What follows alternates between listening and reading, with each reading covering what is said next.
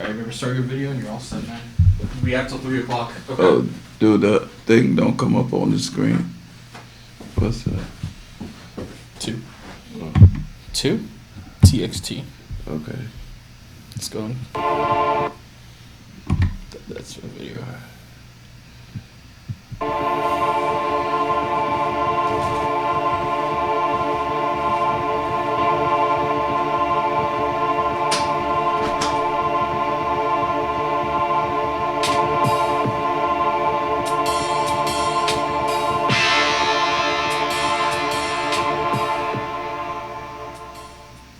Hip hop turns 50 years old this year, y'all. Wow. Happy birthday to hip hop.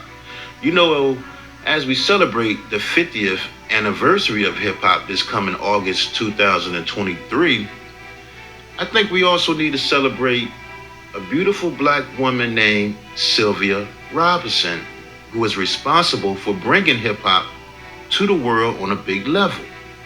Because you know, when it comes to the black women in power, well, these days though, in today's entertainment world, they get a lot more respect than they did way back in the day. And you know, Sylvia Robinson is on that list as one of the most powerful black business women. Matter of fact, one of the most powerful black business people that led the way and opened the doors for more black people that's in power now in the music industry. You know, it's a male-dominated business, but, you know, in the beginning, you had some women that was doing their thing. Vivian Carter, VJ Records, who I just did a story on recently. You know, Berry Gordy and his sisters Anna and Gwen helped him build the Motown empire. Sylvia Rome, that's another woman in 1994, became the first black female in history to become a chairman at a major label, which was Elektra Records. And she did it at Epic Records. But Sylvia Rome said she was inspired by Sylvia Robinson. And she said she should be honored as one of the first black female creative and businesswomen. You know, Sylvia Robinson was a boss, man, a singer, songwriter, producer, engineer. She did it all. She also considered being hip hop's first mother and created the first hip hop record label called Sugar Hill Records. If it wasn't for Sylvia Robinson, it might not be no hip hop music on the radio, y'all. She discovered the rap group the Sugar Hill Gang and released the first successful commercial rap song, which was Rapper's Delight. She put the light on hip hop. She knew it would be something special. She knew that. Melly Mel from the group Grandmaster Flash and the Furious Five said, regardless of what anyone says about her, she was one of the best producers and one of the best producers, period. She called it with Rapper's Delight and The Message when no one believed in either song. Motown Records was the young sound of America in the 60s, and Sugar Hill was the young sound of America in the early 80s. Because everybody thought hip hop was a fad and would just go away. But now look at it though. Look at hip hop now. We celebrating 50 years of it. Wow. The Fox television show called Empire, Cookie Lion, played by Taraji P. Henson, is based off Sylvia Robinson. And you can't forget about her husband, Joe Robinson, the muscle and the business mind behind everything she did. Let's get right into the story, y'all, right? Now, Sylvia Robinson was born as Sylvia Vanderpool on May 29th, 1935 in Harlem, New York. She was one out of 7 children born to her parents who were immigrants from the Virgin Islands, and her father worked for General Motors. Now, by the age of 13 years old, she ended up getting a record deal with Columbia Records, and she went by the name Little Sylvia. This was in the 1950s. In 1951, she released her first single titled Little Boy, in which had the background sounds of legendary trumpet player Hot Lips Page. And she recorded some more songs for some other little record labels like Savoy and Jubilee, but then she ended up meeting legendary guitarist Mickey Baker, who she was taking guitar lessons from at the time during high school. Her parents wanted her to take guitar lessons, and once she learned the guitar, she started writing her own songs. And they formed a little duo, little group together called Anyone with $10,000 or more in credit card debt or personal loans may qualify for help from National Debt Relief. Minimum payments could literally keep you in debt for decades. 10,000. Mickey and Sylvia. And in 1956, they released a song called Love is Strange, which hit #1 on the Billboard magazine's most played by jockeys R&B singles chart and hit number 11 on the Hot 100. That song Love is Strange sold over 1 million copies. And in 2004, Love is Strange was inducted into the Grammy Hall of Fame for its influence as a rock and roll single. I remember hearing that song on the movie Dirty Dancing. And that soundtrack is one of the best-selling albums of all time. I didn't even know that Dirty Dancing soundtrack. And they also played that song in the movie Casino too. Rock and roll legend Buddy Holly, before he died in that plane crash with Richie Valens and Big Bopper, was also doing a version of that song. And he was a big fan of Sylvia and Mickey. They had worked together. But anyway, now, Mickey and Sylvia continued to release singles, but they ended up going their separate ways after Sylvia wanted to pursue a solo career. And that's when Mickey replaced her with a singer named Kitty Noble. After that, in 1959, Sylvia was about to quit the music business and go back to school for nursing until she ended up meeting Joe Robinson one day while having dinner with some friends on a cruise ship up the Hudson River. And, they started dating and they ended up getting married. Now, see, Joe Robinson, he was a Navy vet turned hustler. He was a gangster, a number runner from the streets, and he also did real estate. He owned apartment buildings, clubs, some bars, and everything. And, once they got married, he convinced Sylvia to get back to her music career because, by that time she had enough though. She had got a regular 9-to-5 job and everything, but he told her she would make more money singing. And he became her manager. Joe became her manager. And he was the one that convinced Sylvia to get back with Mickey Baker and form their own music publishing company together and write songs and produce for other artists. So around 1960, Mickey and Sylvia got back together, and in 1961, they produced a big hit for Ike and Tina Turner called It's Gonna Work Out Fine, which became Ike and Tina's first Grammy-nominated song and their second million-selling single after A Fool in Love. In an interview, Sylvia said she was the one who paid for that session. She taught Tina Turner the song and was the one that was playing the guitar on the song. And she didn't get no credit because back then, women really never got no respect in the music industry like that back then. Now, they say if she would have had gotten credit for that song, she probably would have been America's pop music first female record producer.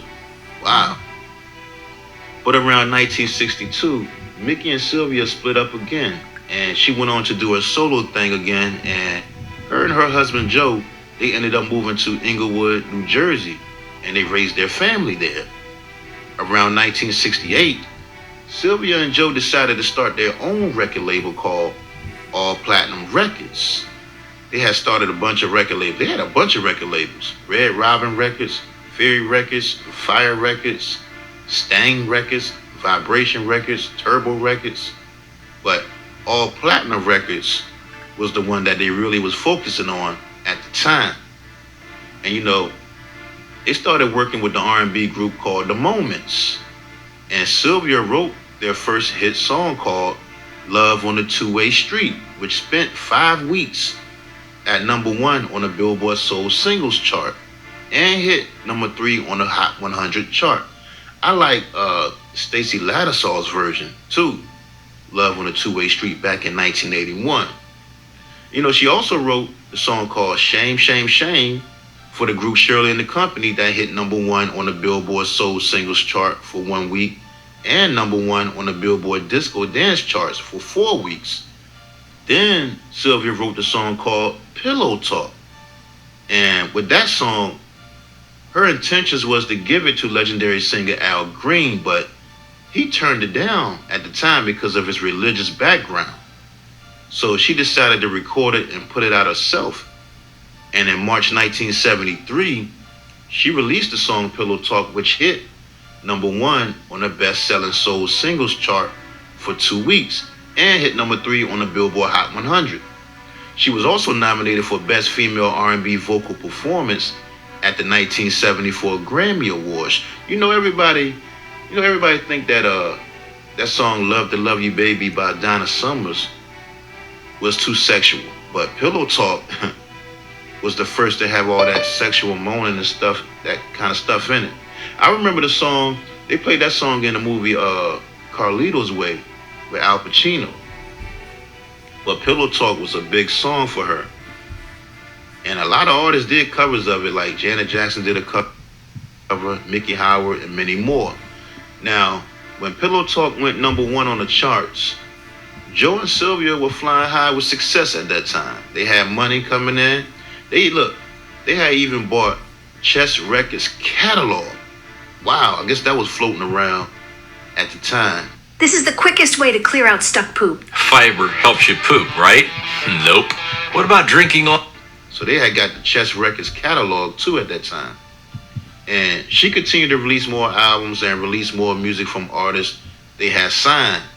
But then they couldn't produce another big hit because, it was the disco era too.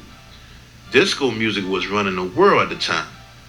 And, their company began to lose money. Joe Robinson had got into some trouble and was being investigated for payola. He was dealing with some tax evasion, which led to them filing for bankruptcy. Plus, a lot of their artists on their label accused them of not paying royalties. This is back then in the 70s. They was getting accused of not paying for their royalties. So that's when Joe Robinson, they bankrupted and everything now. So that's when Joe Robinson, he went on, talked to one of his good friends named Jules Rifkin, who is the father of Steve Rifkin, who started Loud Records. And Jules Rifkin connected him to the mafia music boss, Morris Levy. Morris Levy, he was dealing with Morris Levy, and he wanted to borrow some money so he can pay his bills. But y'all know Morris Levy, he looked at it as an investment and wanted to be a partner in their next record label they started, which was Sugar Hill Records, named after the neighborhood in Harlem. Now, according to Sylvia, she didn't want no parts of Morris Levy because she knew of his reputation for stealing royalties from black artists when he had Roulette Records. They had did some business with him back in the day when she had wrote a song for one of his artists and didn't get no credit. She knew Morris Levy would put his name down on his artist records and take everything from them. Like, Morris Levy had artists like Frankie Lyman, Count Basie, Dizzy Gillespie, Sarah Vaughan, some other artists, plus he was mob affiliated with the Genovese crime family. Vincent Giaconte, the boss of the Genovese family, owned a lot of Morris Levy's recordings and retail businesses. But Sylvia, she ain't want no parts of him, man. She was scared to death to do business with him. She actually, in an interview, she called him the devil. Wow. She called Morris Levy the devil. Joe Robinson was also dealing with another mobster named Tony Rivera, who also was helping fund the Sugar Hill Records label at the time. I mean, things were pretty bad for Joe and Sylvia at the time, and Sylvia, she became depressed and started going to church a lot, praying to get out of the financial troubles, and she didn't want to deal with Morris Levy, man. She was just depressed, just going through it, started going to church. But then something happened that would change her life and change the world forever, which is hearing hip hop for the first time. Because see, as history has it, hip hop started back in 1973 when DJ Kool Herc started playing the break parts and songs at parties in the Bronx, New York. And when his friend Coke LaRock got on the microphone and started rapping, the rest is history. Hip hop was born. But some say hip hop was already going on before that, and the real creator of hip hop is a guy named Disco King Mario. I had to do a story on him. And some argue that the Latinos started it, the Jamaicans started it with the big sound systems. I don't really know who started it. Any of my fans, if you're from the Bronx and came up in that era, please leave a comment and tell me your thoughts. Let me know. But anyway, hip hop was born and has been dominating ever since. That's all I know. Now, Sylvia Robinson, right, how she discovered hip hop, one day, 1979, she had went to a birthday party that her niece was throwing for her at the world famous Harlem World nightclub, right? And she got there and she was kind of shocked because the last time she had been to a club, disco was the top music of choice. What's up, but brother? At this club, she saw DJs and MCs on the microphone, which was kind of different from her. Oh, here your mic. And she saw You there? the legendary DJ Lovebug Starsky and DJ Hollywood chanting and rapping over the break part from Chic's song called Good Times, which was a big hit that summer. And she saw how the people was going crazy in the club. DJ Hollywood and Lovebug was telling people, put your hands in the air, wave them like you just don't care. And the crowd was doing whatever they say and everything, right? And to her, that was amazing to see that. And that's when she came up with that idea, like taking a song that was already a hit and having some kids rap on it. And that's what she did. Now, at first, she wanted to sign Lovebug Starsky, but he wasn't interested and turned her down. And that's when she went back and talked to her son, Joey. And he told Sylvia about some of his friends that rap. He had one friend named Casper that rapped, but when they went to Casper turned them down too because Casper's father, who was a DJ at the time, he told him to stay away from the Robinsons because of all their financial and legal issues they had going on. And they treated their artists bad. They had a bad reputation in the industry and everything. So Casper turned them down from his father's advice. So when Casper turned them down, that's when Joey Jr. and his friend Warren Moore took Sylvia to meet another guy that raps that worked at a pizza restaurant, which was Big Bang Hank. Well, Big Bang Hank actually couldn't rap, but he was always rapping his friend's rhymes, his friend Grandmaster Cash's rhymes while making pieces. Because see, Big Bang Hank, he was from the Bronx, and he was there when hip hop started. And he used to work the doors at the Bronx nightclub called the Sparkle, where he later became the music manager for Grandmaster Cash and his group called the Mighty Force MCs, in which later they became the Cold Crush Brothers. And Big Bang Hank had borrowed some money from his parents to buy Grandmaster Cash and the group some music equipment. That's why he was working at that pizza parlor in New Jersey to pay his parents back the loan he borrowed from them. But anyway, so Big Bang Hank, see, he was rapping Grandmaster Cash rhymes, right? Because he had asked Grandmaster Cash, can he borrow some rhymes? And Cash gave him a notebook full of rhymes because they were all friends and down together or whatever. And he just started learning Grandmaster Cash rhymes. So, and with that though, by him learning his rhymes and not rapping himself, that would hurt Sugar Hill Gang later on. Because once people found out he couldn't rap, he couldn't write another verse for the next songs, it kind of hurt the group. But anyway, people started calling him Milli Vanilli. But anyway, right, so Joey Robinson's friend, Warren Moore, walks in the pizza place where Big Bang Hank works at and tells him that he got Joey and Sylvia outside and they're looking for rappers to be in her group. I think I'm gonna start cutting carbs. I need to drop my belly fat. If you want to drop this, start eating more. There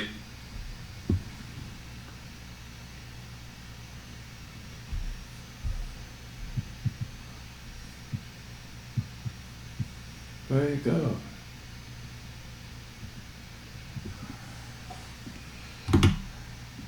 Yes, this is RMF. We back. You had a small tidbit of the mother of hip hop. We call Sylvia Robinson. Without Sylvia Robinson, there's no hip hop. I don't care what nobody say. She is the GOAT. She is the GOAT. She is the mother of this billion-dollar industry called hip hop. I would not have this show on YouTube without Sylvia Robinson. I would not have been able to go on tour and perform without Sylvia Robinson. How you call yourself hip hop without Wonder Mike, Big Bank Hank, and Master G? Rappers Delight set off hip hop. You rappers are arrogant. You ain't starting nothing. Sylvia Robinson is the reason why you have cars, houses, jewels, money, can rap, go on tour. So when you talk about you the GOAT, I want you to sit back and think about this. Sylvia Robinson, a woman. This is Women's Month. And I recognize the women for being part of this billion-dollar industry we call hip-hop. Thank God they put her in the Rock and Roll Hall of Fame in 2022. About time. How could you have anybody in there which call themselves hip-hop without her? It should have been Kool Herc, and then right behind, or you could put her first. But no, we're going to put Kool Herc first. And he started the beat, the breakdancing, the graffiti, and then she's the one that took it, what he started, and gave young black women and young black men a chance to use their voice and change their lives forever. Thank you, Sylvia Robinson. Thank you. We are here.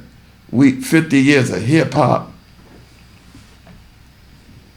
and you don't talk about Sylvia Robinson. 50 years of hip hop, you don't talk about Kool Herc. Something's wrong with you. Something's wrong with you. The beat you make is Kool Herc. The dollars you make is Sylvia Robinson. Marinate on that. Ask Sequence. Ask Cheryl the Pearl. Ask Blondie. Ask Angie B. Ask Grandmaster Flash and the Furious 5. Ask Treacherous 3.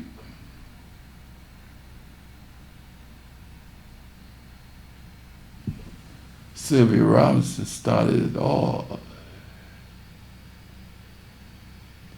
All you rappers and like I said, you rappers and MCs are arrogant, talking about you to go.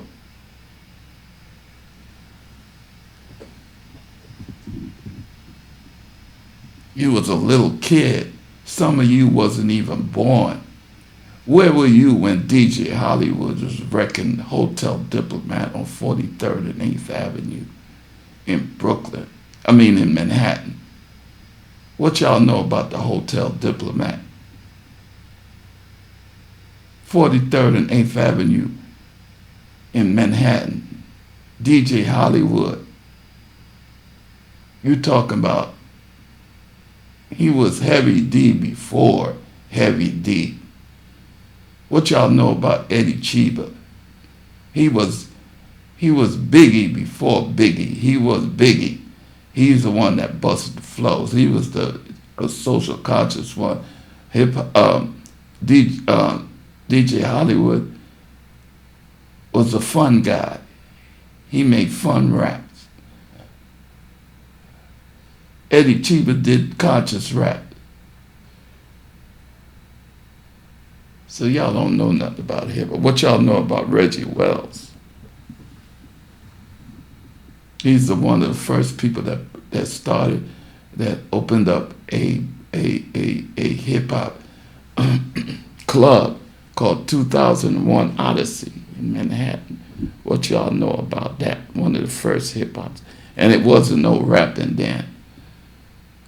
It was just music. That was all it was doing back then, dancing. It was the battles of the DJ and the battles of the break dancers back then. There was no rapping on the mic.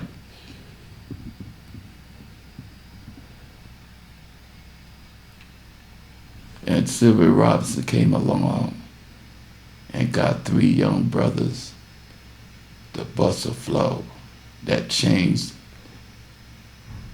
hip-hop forever.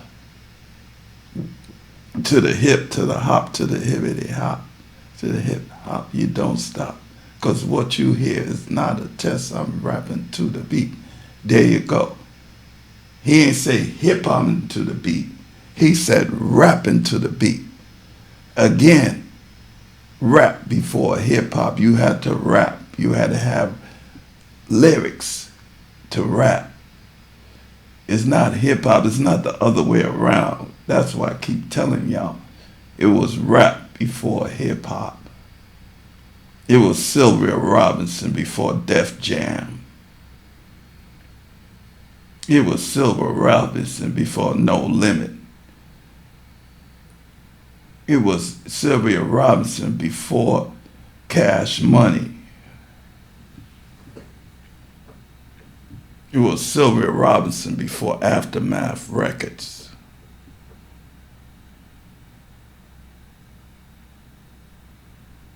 How you have hip-hop without her? How you call yourself hip-hop without her? The GOAT. She is the GOAT. So when y'all talk about you this and you start this and start that, you ain't starting nothing. Without them three MCs, they ain't no hip-hop. You could say what you want about them. You have skeletons in your closet too. So I'm not here to diss Sugar Hill Gang. I didn't like the record at first. I'm going to keep it real. What the hell is hip to the hop to the hippity? What the hell is that? I'm going to keep it real. I didn't like the record. I like Sugar Hill Gang, but I didn't like the record. See, we got it confused. You think I'm dissing Sugar? No, I'm dissing the song. I didn't like the song. There's a whole lot of people that didn't like the song. Let's keep it real. They also didn't like the song because of other reasons that we not going to get into, because this ain't Ricky Lake and this ain't Judge Judy, and we ain't going to sit here and call out people and all of that. No, this ain't my show. My show is about uplifting us and educating us. You know what I'm saying? Everybody has skeletons in their closet. Ask Eminem.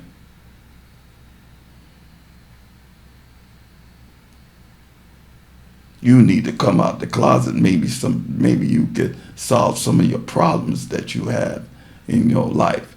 Come out the closet and confront all your issues, and you won't have a lot of problems you have in your life. You know what I'm saying? So, but let's keep it real. Women played a major role in hip hop. It wasn't just the men. There's a whole lot of people that paved the way for hip hop. Y'all some arrogant people. We started this and talk. No, it was a bunch of people. It couldn't happen without a bunch of people carrying your equipment, making that equipment. You didn't make the equipment. You played the equipment.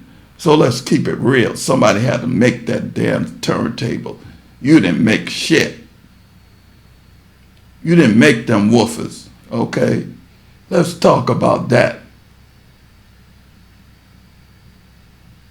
You didn't make that microphone. You never went to school, so how the hell you fucking know how to make a microphone? How you know about making a mixer? So like I said, you arrogant.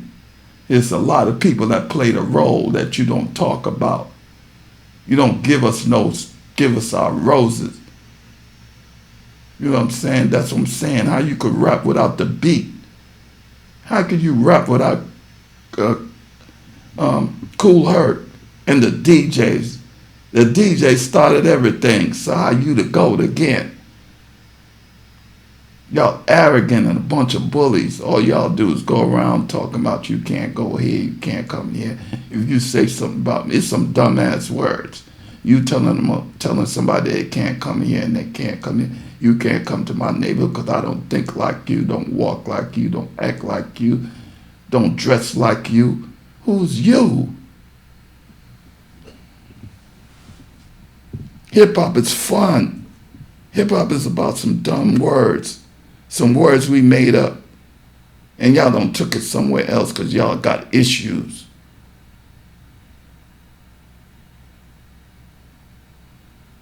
You killing people over some words that we came up to the hip, to the hop, to the hippity hop, to the hip hop. You don't stop because what you hear is not a test. I'm rapping to the beat because me, crew, and my friends gonna try to move your feet.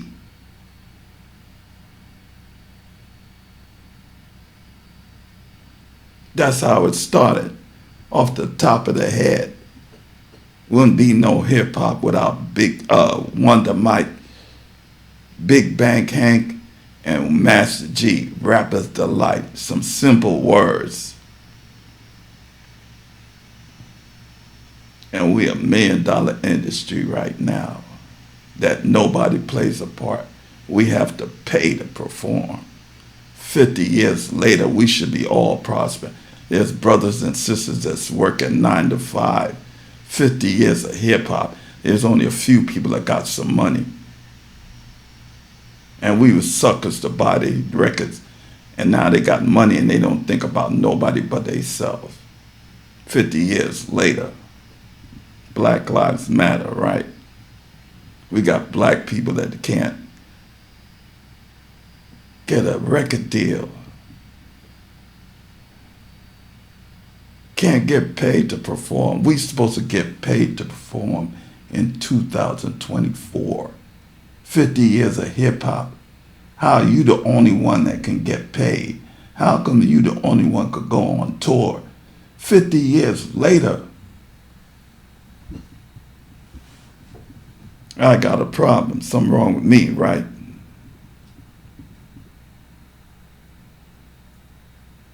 Somebody told me, you think you're supposed to perform? No, I'm supposed to get paid to perform. I could count. I got to pay $600 for plane fare, $200 for hotel, $100 for transportation, $100 for food, $100 for drinks, and plus I got to pay you $200 and $300 to perform. And what I'm getting out of it, not a damn thing. Brothers, sisters, go back to school. You're a fool to pay these people to perform. They trying to make money off of broke people. Do y'all know how to count? How you gonna come up off of broke people? How you gonna rob broke people and come up? 1 and 1 make 2. I make $2. You trying to take my $2. How you coming up?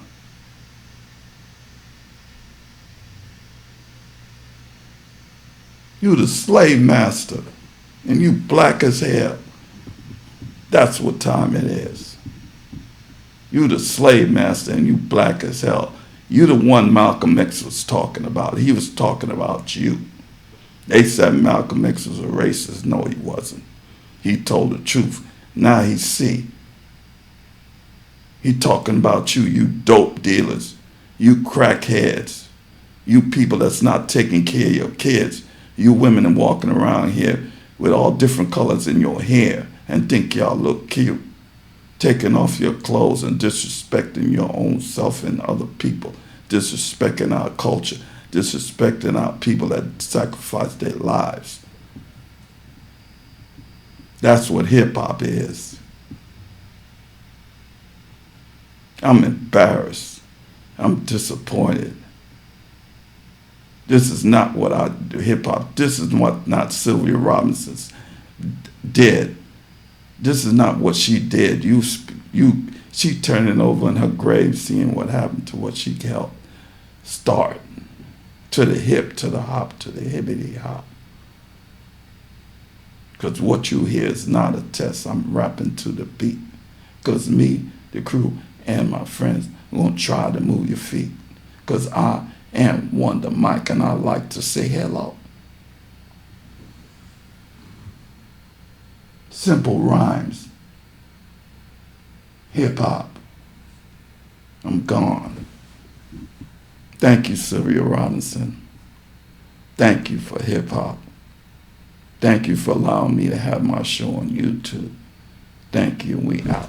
I'll talk to you on April 11th. Have a good one.